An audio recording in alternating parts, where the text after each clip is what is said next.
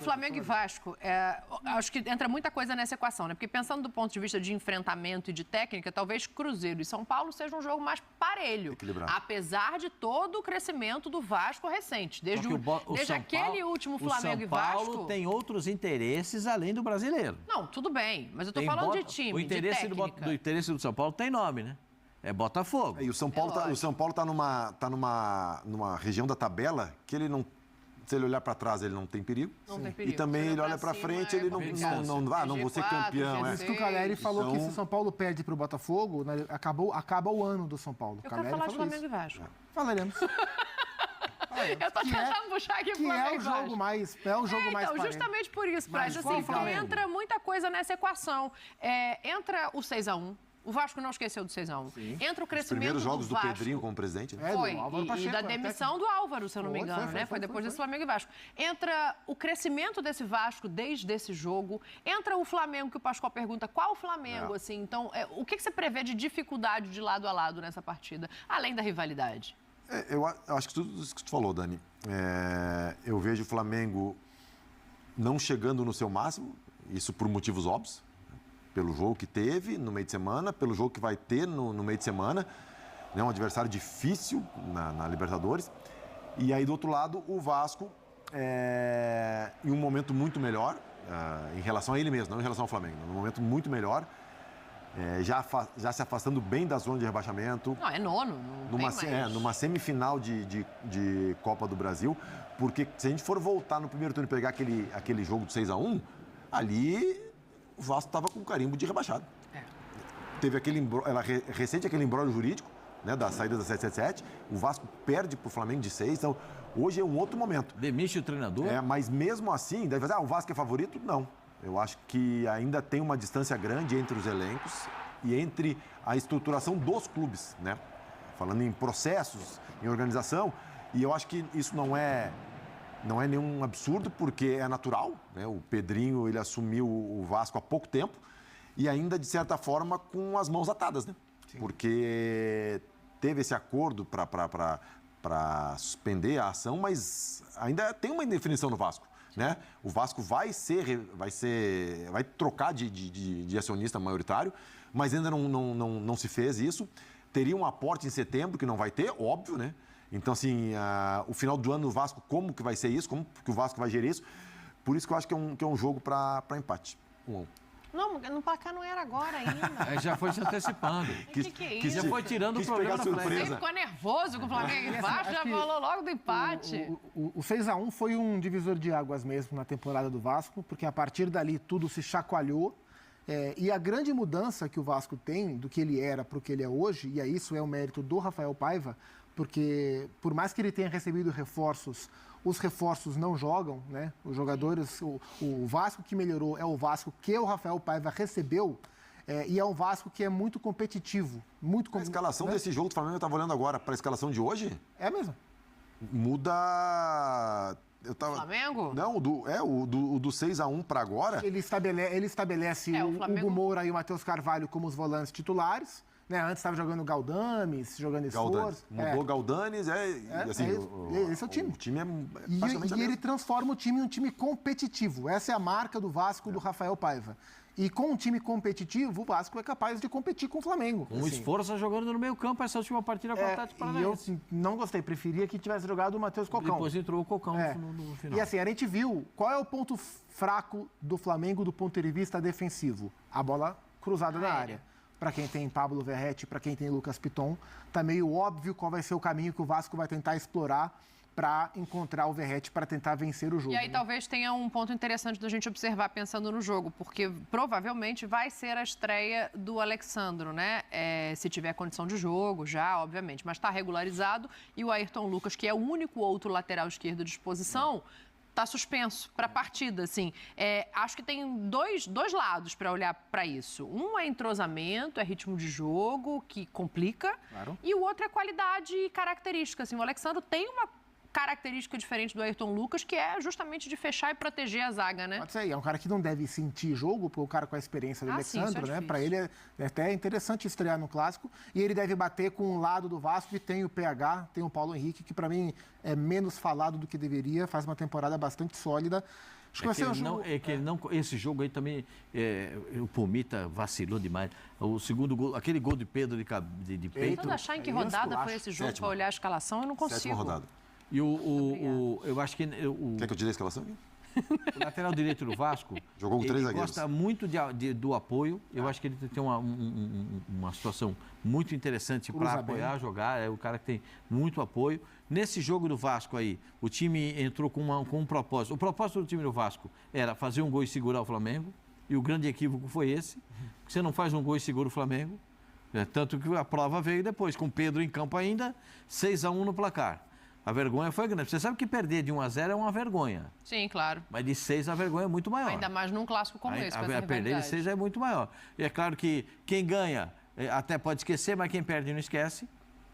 Não esquece. Então isso fica travado na garganta do jogador. Claro que os caras vão pensar em dar a vida nesse jogo. Aliás, o Vasco tem dado a vida nos últimos jogos. O Vasco não perdeu nas últimas 5 rodadas do Brasileiro? Não, nos 3 últimos jogos, nos 3 contra o Atlético, é interessante, né? Nos 3 contra o Atlético Paranaense, mas é verdade, eles jogaram 3 vezes seguidas. Sim, né? Brasileiro e duas Copas do Brasil.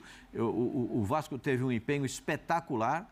Espetacular mesmo. É um time que luta muito. Mesmo perdendo para o Atlético Paranaense e depois buscando a vitória a classificação nos pênaltis, o Vasco foi muito, muito valente, gente.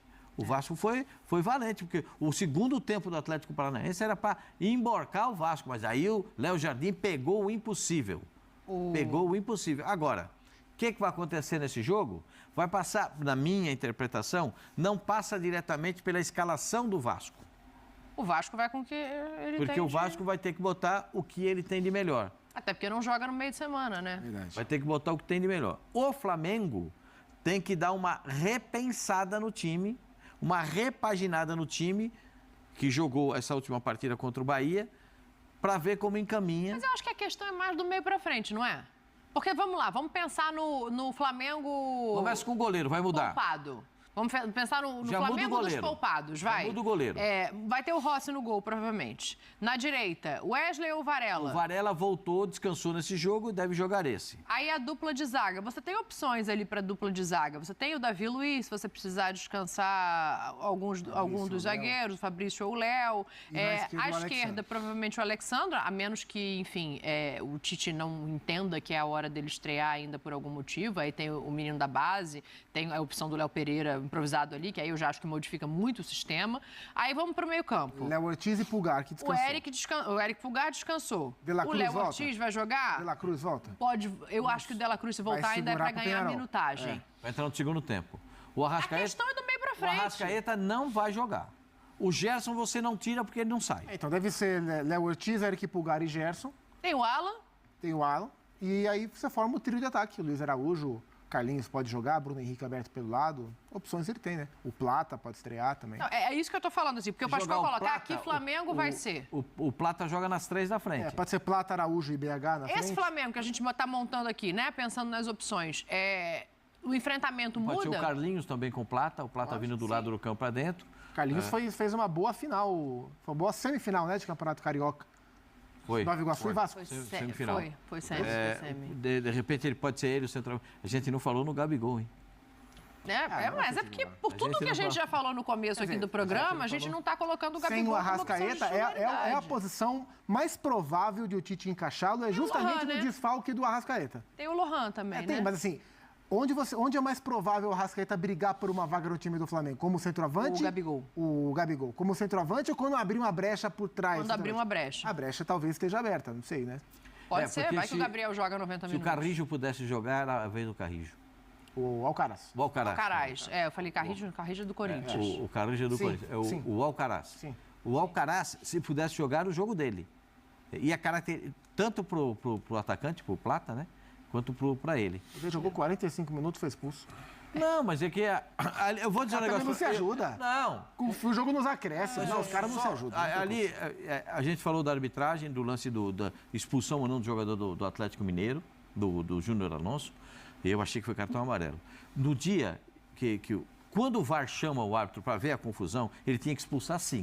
Sim. Ele escolheu um de cada lado e assim foi. Então, segue o jogo. Já tinha expulsado o cara que provocou a briga, certo? Que foi o Júlio Alberto. e segue o jogo. Não precisava. Tem muita intervenção. Ele foi chamado no VAR, muito né? Ele foi chamado intervencionista. para olhar no VAR. Aí... Ó, para trás mente não, Pascoal. Vamos para frente mente. Deixa eu fazer o seguinte, deixa eu ouvir aqui, lado a lado, né? O Léo Pereira falou hoje para a TV do Flamengo, o Paiva também, que eu quero que o Praz desenhe aqui pra gente como vai ser esse enfrentamento. Vamos ouvir os dois lados. Mas acredito que a gente jogou o jogo que foi se descrevendo ali, que foi se desenhando durante a partida. A gente foi no meu ponto de vista, a gente foi uma equipe muito consistente.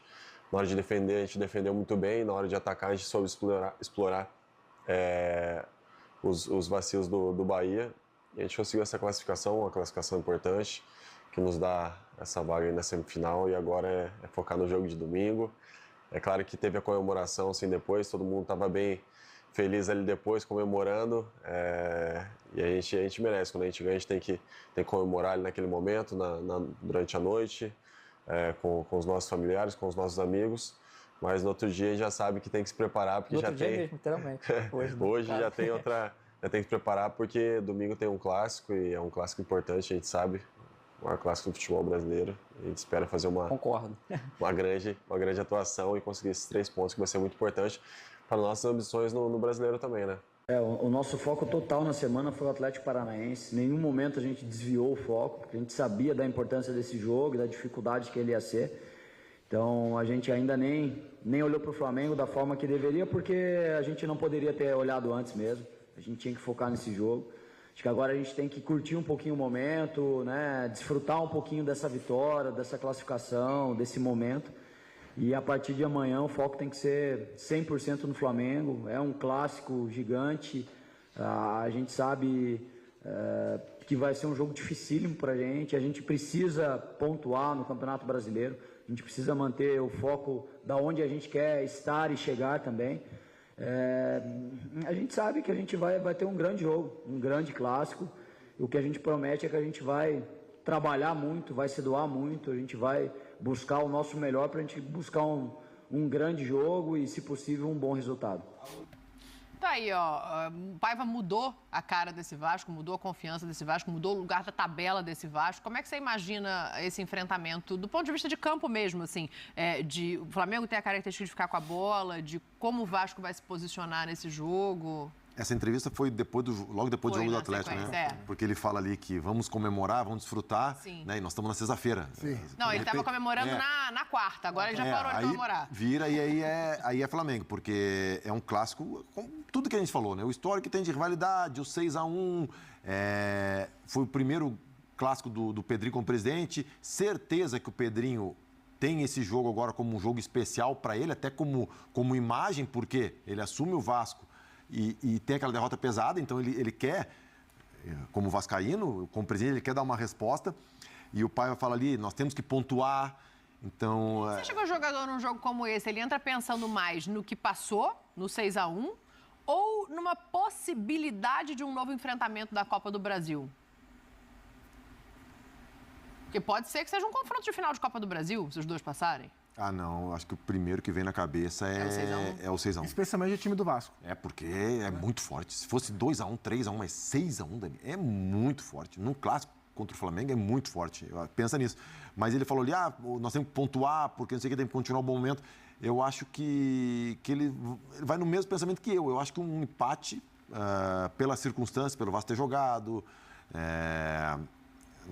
no meio de semana, um jogo desgastante, e pelo momento dos dois clubes, né? Eu acho que um empate para o Vasco é bom, até pela colocação na tabela também.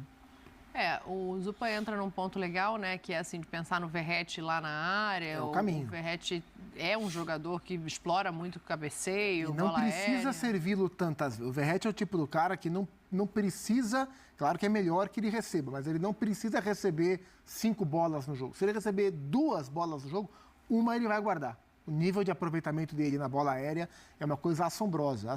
E o Vasco tem... bola ruim que vem no alto, ele tem que encaixar o corpo na bola. Ele atropela o zagueiro. Né? E o Vasco tem os 2 laterais, né?